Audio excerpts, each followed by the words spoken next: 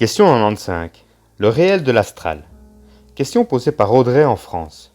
Bonjour Sandra, je voudrais avoir votre éclairage s'il vous plaît. J'ai découvert le supramental avec le blog de Iso Sinclair. Récemment, je suis tombé sur un ouvrage qui s'intitule La destruction de l'astral et comme toujours, j'active mon discernement mais une question subsiste. Les événements que nous vivons ne sont dus qu'à des manipulations de l'astral ? Mais que fait-on alors de toutes ces choses qui nous sont arrivées et qui nous aident à évoluer ? Je suis perdu à cause de cette question. Comment différencier ce qui m'arrive entre l'intervention de mon ajusteur de pensée et la manipulation des entités de l'astral ? Je sais que vous recevez beaucoup de messages, mais s'il vous plaît, une réponse même courte me suffirait. Bien à vous, Audrey. Bonjour Audrey, il me fait plaisir de vous offrir mon éclairage sur le sujet qui vous intéresse. Je dois vous dire que je ne connais pas Iso personnellement, ni son travail, ni l'ouvrage que vous mentionnez.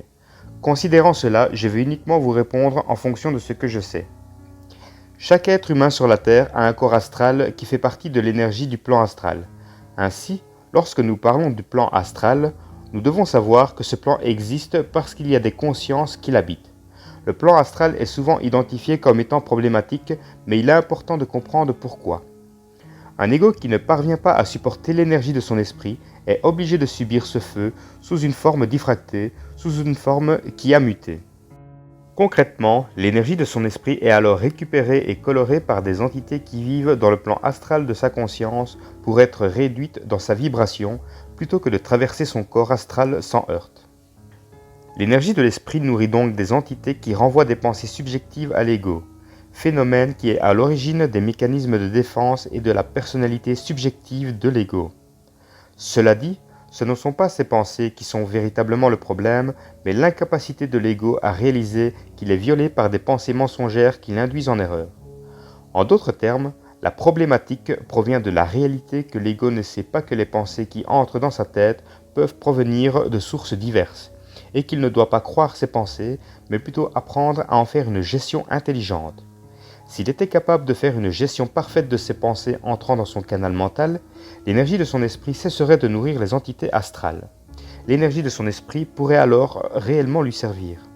Lorsque l'ego reçoit le feu de son esprit sous forme de colère, qu'il ne diffracte pas par mécanisme psychologique, le rapport de force qu'il établit avec son esprit vient dénoncer le viol dont il est victime par les entités du plan astral. Souvent, c'est tout le plan astral qui est dénoncé, mais ultimement, si nous parlons avec nuance, nous comprenons que c'est l'aspect involutif du plan astral qui est dénoncé et non le plan astral comme tel. Bien sûr, un ego qui a fusionné avec l'énergie de son esprit a encore un corps astral, mais ce dernier n'est plus un frein à l'intégration de l'énergie de son esprit. Tous les événements vécus par l'ego ont comme origine son esprit universel et son esprit. Lorsque l'individu est capable de supporter la totalité de ses énergies prépersonnelles sans les diffracter, il y a fusion de l'ego avec son énergie surmentale et supramentale. Ne diffractant plus son énergie dans le plan astral et surmental, la parole et les gestes de cet ego sont dits réels car ils ne génèrent plus de karma.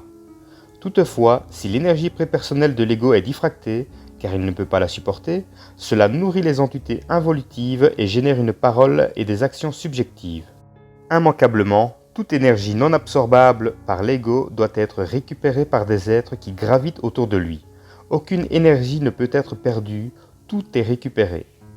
Beaucoup d'événements vécus sur la Terre proviennent d'une diffraction de la lumière prépersonnelle chez les égos, mais il ne doit pas être oublié que l'esprit et l'esprit universel sont toujours en arrière de ces événements. L'important pour l'ego, c'est d'apprendre à utiliser tous les événements, peu importe leur nature, pour grandir en conscience.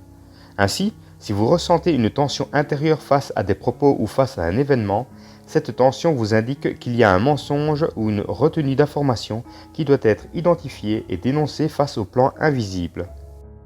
Vous pouvez vous fier à 100% à votre senti intérieur puisqu'il représente le réel de qui vous êtes. C'est votre boussole. Le relationnel ou l'intellect peut vous induire en erreur, mais pas votre ressenti. Enfin, vous pouvez être assuré de tout ce qui vous a aidé à évoluer est toujours soutenu par votre énergie prépersonnelle, soit votre esprit et votre esprit universel.